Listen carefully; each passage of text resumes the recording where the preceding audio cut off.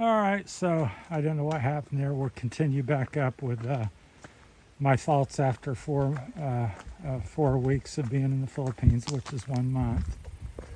I was getting to talk about the phone cut out, so I don't know what went on there because I'm going up the mountain or out of load, even though I shouldn't need it to do a video.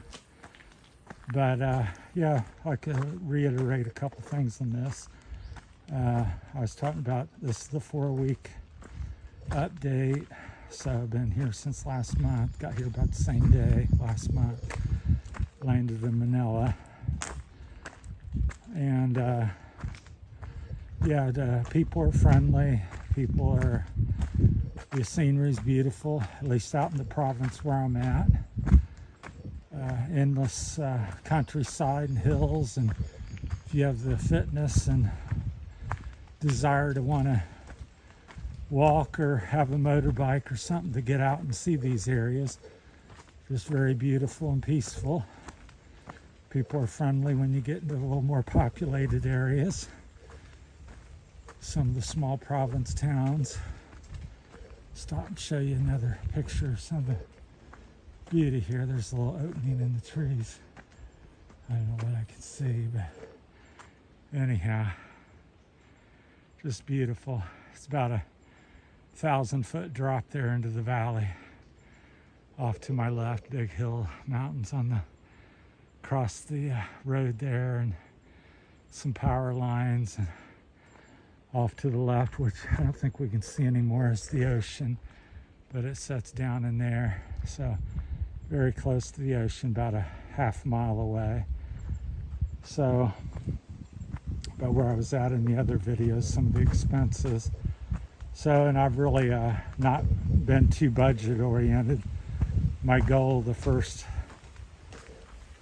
little bit was to $1,000 American, which I'm not sure in peso what that is. I would have to sit down and think about it. I think it's what's $1,000 in peso? Huh? 54,000 pesos. Well, Rosie says 54,000 roughly. So pesos. So that was my goal per month, is to try to keep it around there, preferably under, because I'm on a limited income or a fixed income. So the first month, I would say I'd safely hit that. I'm around 750 to 1,000. Like I said, I didn't scrutinize every dollar or penny, but I would say it's safe to say I was 1,000 or less, and a minimum of 750. We reached the top, nice breeze. Somebody's little gated off place here. So maybe zoom back out here so we can see more of the scenery. I had it zoomed in, so everything is so open out on the other side, so now you're seeing it more like I see it. So, but for the price, that was a stay at a hotel, a couple stays at the hotel, which was $30-40 a piece in American money. We went up to the Gigantus Islands, stayed at a resort for 3 days, 2 nights, 2 boat tours, as we did some of the islands twice and hit a couple other new ones, so we did them back to back. So that was approximately 2,000 pesos per boat. So I think that's, if my math's correct, about $50. So we didn't really, probably could have got something cheaper possibly, but I wasn't overly worried about it at the time. So,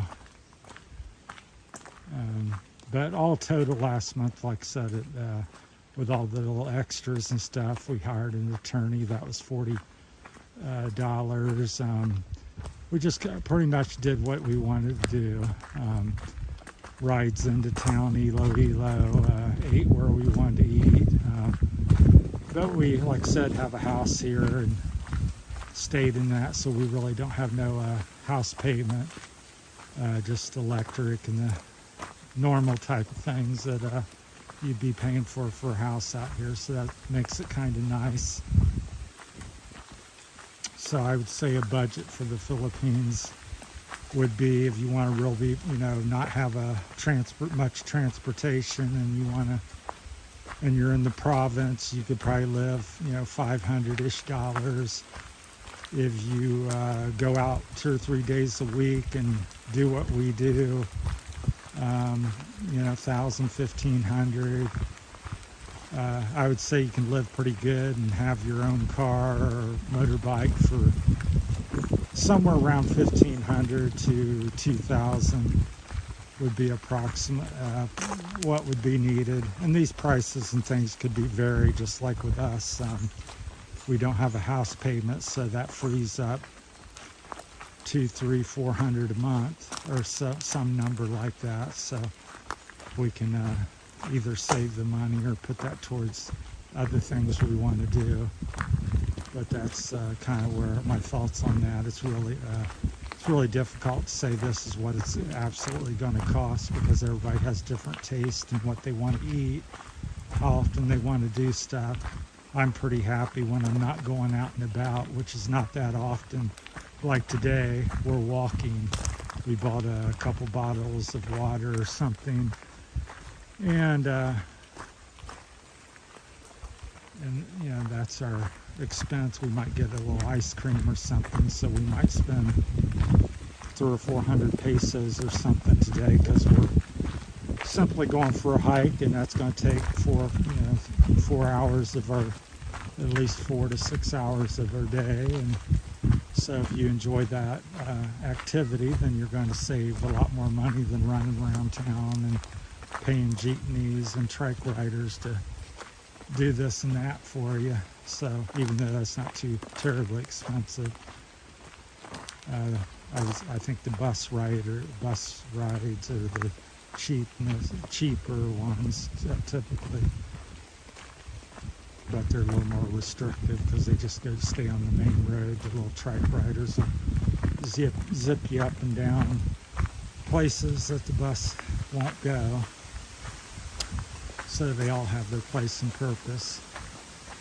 But overall, I'm still adjusting, which I expected, and to the culture and all various things that I've talked about, and there's all kinds of stuff I'm leaving out, but still haven't made a bunch of friends where you hang out and have hiking buddies or motorcycle buddies to. And I hadn't gotten a motorcycle yet. I'm debating, and it's been difficult to get information, because what's in America is not necessarily readily available here. I'll tell you a little story about what's going on with that. I'll go and I go, like for instance, back in America, Suzuki DRZ 400S. It's pretty common in every dealership and all over the place. So I said, well, that's a good bike because I'm familiar with it. And I go in and don't have that, can't get that. Here in big bike, we have little bike. So that's the kind of back and forth you go. So I go to a big bike Suzuki dealer. I said, do you have the 400? No, we have a 200 or something. And they go, that's a big bike. And So yeah, 300, 400 cc is considered a big bike. So there's like big bike dealers and little bike dealers and all kinds of things I don't fully understand. But so between all that, I've been looking for the last 2 or 3 weeks to possibly get some sort of motorcycle, see if I can still ride. It's been about 8 or 10 years, but overall, the overall impression of everything here so far has been, I would say, on the positive side. It's a learning curve, and I'm on the beginning of the curve. So I think it's going to take me 1, 2, 3 years to really acclimate to the just how everything is, the people, and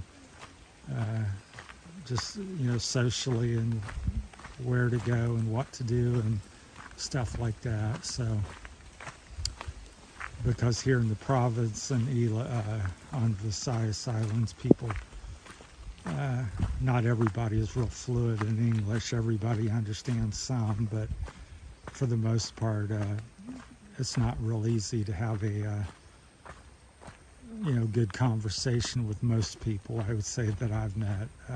If you meet 5, maybe 1 or 2 can carry a good conversation with you. Otherwise, they just know some basic words, as I do in their language. I know kamusta and certain words, and that's about all I can get across. So with that, I just thought I'd make a little update on my 1 month in the Philippines now. So like I said, overall it's been positive, I would say, and still learning, and expect to be doing that for 1 to 2, 3 years before I get more interacted with the people in the place here. So anyhow, thanks everybody for watching, and stay tuned. There's going to be a lot of different context. If you have any questions about anything, I'll try my best to answer them. And that's about it. So 4-week review. That's it from Terry and Rosie. There's Rosie, and we'll talk to you later. She says bye.